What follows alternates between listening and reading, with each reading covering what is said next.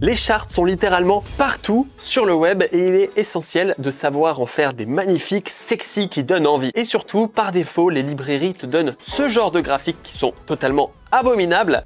This is not okay. This needs to stop now. Alors que nous, on va les transformer en ça.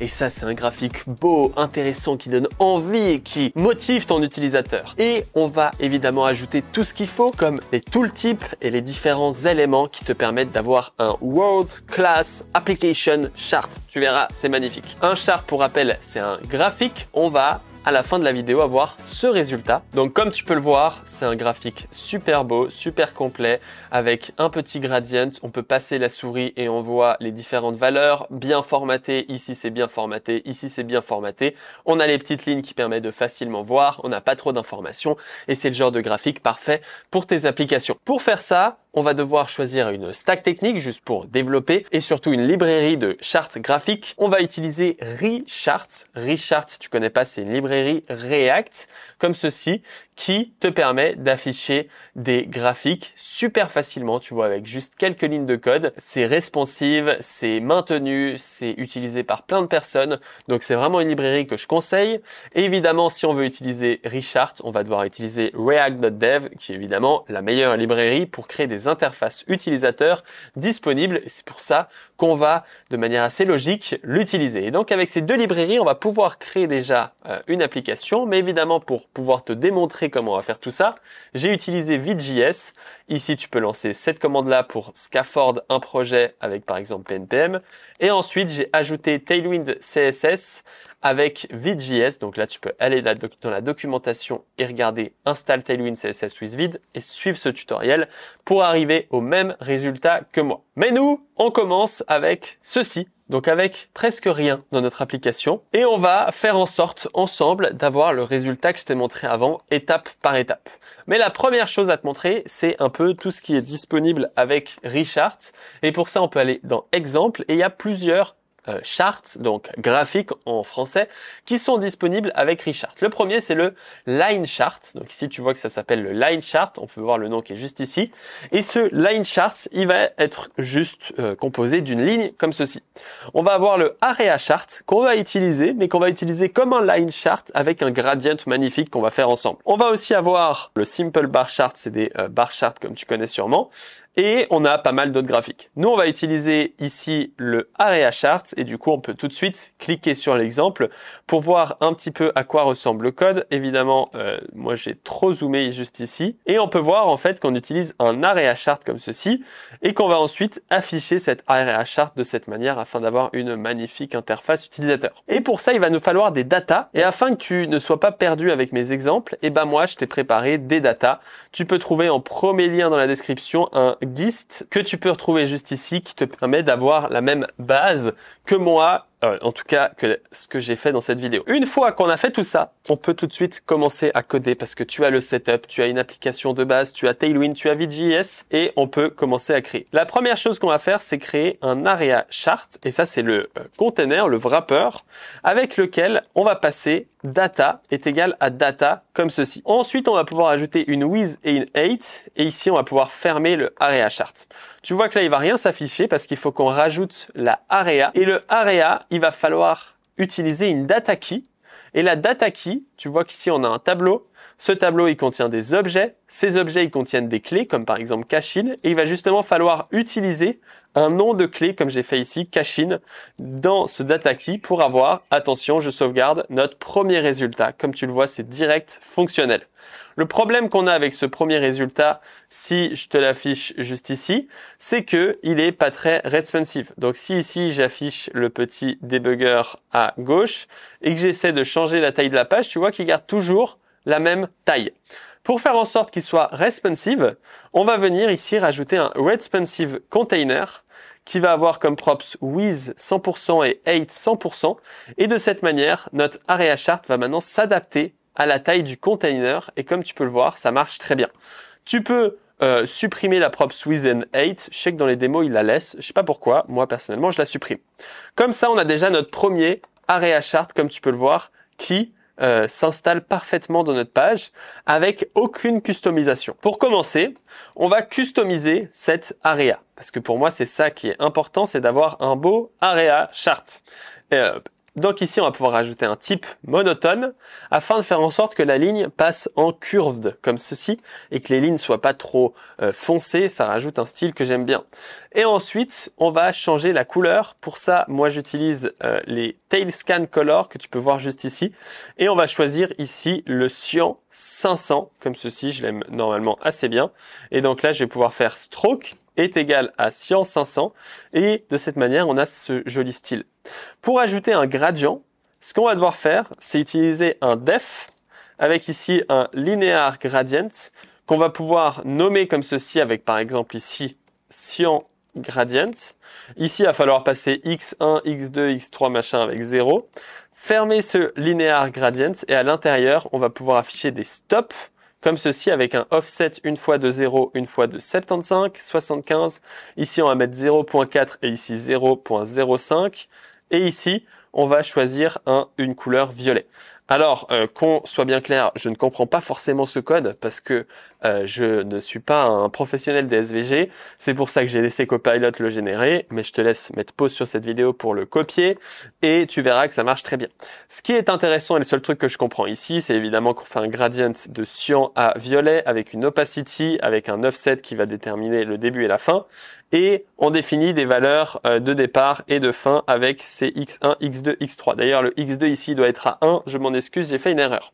Maintenant, on va pouvoir utiliser en fait cet ID pour remplir notre charte avec ici fill est égal à URL de hashtag de dièse cyan gradient. Et donc là, tu vois que là, directement, on passe d'un chart moche à un chart déjà qui est excitant, vu que si je te montre le avant et le après, il n'y a rien à voir. Là, c'est beau, ça donne envie d'en savoir plus sur ce graphique. Donc ça, c'est pour la première étape. On a déjà ajouté le area. La deuxième étape va être d'ajouter le x-axis. Pour ajouter le x-axis, il te suffit de rendre une nouvelle ligne juste ici et d'afficher x-axis de cette manière. Et une fois que tu as ce x-axis, il va aussi falloir ajouter une data key. Et nous, en bas, on veut afficher la date. Comme ceci. On va pouvoir afficher une stroke. Et donc, pour la stroke, on va choisir les couleurs slate. Donc, les couleurs slate sont ici. On va choisir, par exemple, un 800 afin que ça reste assez discret. Et donc, quand tu fais ça, tu vois que ici, ça m'a rajouté une stroke. Donc, attends, moi, j'ai zoomé. Donc, on va dézoomer comme ceci. On va rajouter ici une border slate 700 avec un padding de 4. Comme ça, on a un padding de 2 et une margine de 2 et une rounded MD. Comme ça, on a un petit container, ce qui permet de voir où est-ce qu'on est en train de coder actuellement. Donc là, tu vois qu'il y a des petites lignes qui se sont rajoutées. Moi, je les trouve assez moches par défaut parce qu'elles sont trop épaisses. Donc, on va faire une font size ici, par exemple, de 10. Et comme ça, elles vont être beaucoup plus petites. Et là, peut-être que j'ai un peu abusé sur mon 700 et on va plutôt choisir une couleur 600 comme ceci ou une couleur 700. Ça sera, je pense, le parfait, comme tu peux le voir juste ici. Ensuite, on va pouvoir désactiver la tick line. Donc ici, on va pouvoir faire tick line est égal à false. Et ça va enlever la petite tick qui est juste ici. Tu vois que ça l'a enlevé comme ça. Et on va aussi pouvoir supprimer la axis line avec égal à false afin d'avoir un élément super stylé où on a juste les dates et on devine où ça arrive, évidemment. Ensuite, on va pouvoir changer l'intervalle ici en mettant à 3, ce qui va faire que ça va afficher comme ceci. On verra comment on résout le fait que la date de départ soit pas affichée. Ça va changer à quel point on affiche des dates. Tu vois que si je fais 1, ça me les affiche partout. Si je fais 2, ça me les affiche tous les deux. Si je fais 3, ça me les affiche comme ceci. Et on va aussi pouvoir gérer le tick formatting pour, par exemple, gérer comment tu veux afficher la value. Donc par exemple ici, en faisant new date de value.toLocalDateString, on vient modifier la manière de formater les dates. Donc tu vois qu'avant c'était comme ceci. On peut faire un nouveau formatage. Nous, afin de rendre le truc un peu plus joli, on va faire ici add brace. Et moi, je vais dire à Copilot ici format like ici 22-04, donc sans afficher l'année. Et donc ici, quand je fais ça, normalement, tu vas voir que lui, il va me trouver le moyen de le faire. Donc ici, on va faire ça. Et comme ça nous affiche juste le mois et le jour et l'année, en sachant qu'on pourrait imaginer qu'on affiche un titre comme quoi c'est en 2023, vu qu'ici c'est en 2023. Et de cette manière, on a déjà entre nous un graphique qui envoie du lourd. On va pouvoir continuer là-dedans en ajoutant maintenant le Y-axis, Y-axis, avec le data key qui va être égal à cache in. Donc là, on va mettre le même data key qu'on avait pour le area. On va afficher la même chose, une stroke avec à peu près les mêmes paramètres. Donc ici, je peux copier à peu près tout ça hein, et le coller juste ici et fermer. Et normalement, tu vois, quand je vais afficher ça, ça vient m'afficher ici différents éléments, même si là, on va passer l'intervalle à 1, ce qui nous permet d'afficher les éléments ici. Et encore une fois, on a oublié d'ajouter le font size, qui est évidemment abominable actuellement. Et on va surtout ajouter le tick formatting. Et donc ça, c'est le plus important, le tick comme ceci, tick formateur. Et pour ça, on va choisir une value qui va sur, et donc là, on va faire qui va sur return, $, ensuite on va mettre $, et ici on va faire intel.numberFormat de en-us.format de value. Et de cette manière, on va avoir voilà, 18 000 $, 9 000 $, c'est beaucoup plus beau, c'est beaucoup plus sexy, et comme ça, on a les valeurs qui sont juste ici. On est déjà pas mal, hein, le graphique commence déjà à ressembler à quelque chose. Maintenant, on va ajouter tout au début une Cartesian Grid. Donc maintenant, on a ajouté le Y-axis qui représente ces éléments-là, ces éléments ici. On a rajouté le Y-axis qui représente ces éléments-là et le Area Chart qui représente là.